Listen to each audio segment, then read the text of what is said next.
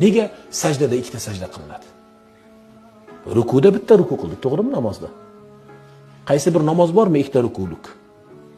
Qarang, aynan 5 vaqt namozimizdagi sunnat nafillarida ham hammasida nima qildik?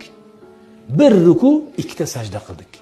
Sajdani hikmati nima deyilgan paytda biling. Sajdani hikmati bu shaytonni yana achchig'ini chiqarib, uni g'azablantirish. Shaytonni yana xafa qilish. Uni tiriklayiga yoqish. Nega? Shayton amr qilindi, buyurildi sajdaga. Fa'aba. Va u bo'yin tovladi. Yo'q, sajda qilmayman dedi. To'g'rimi?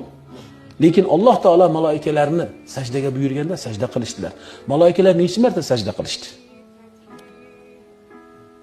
Biz 2 marta sajda qilyapmiz. Nega? Shayton 1 marta sajda qilishlikka buyurildi-yu, u qilmadi. U qilmadi, ammo biz shukronlillah.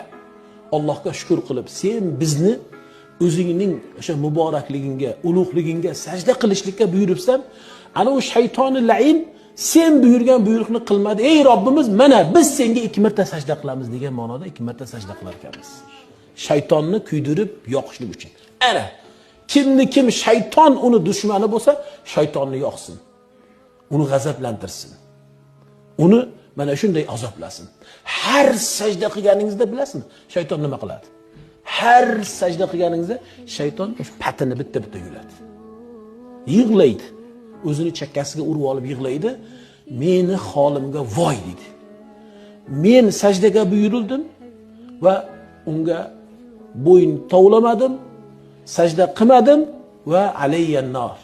Alloh meni do'zaxga olib kiradi. Ammo inson bolasi sajdaga buyurildi, sajda qildi, falahul jannat, endi unga jannat dedi. Mana shu tuyg'ularda bo'ling. Sajdaning demak hikmati shu ekan.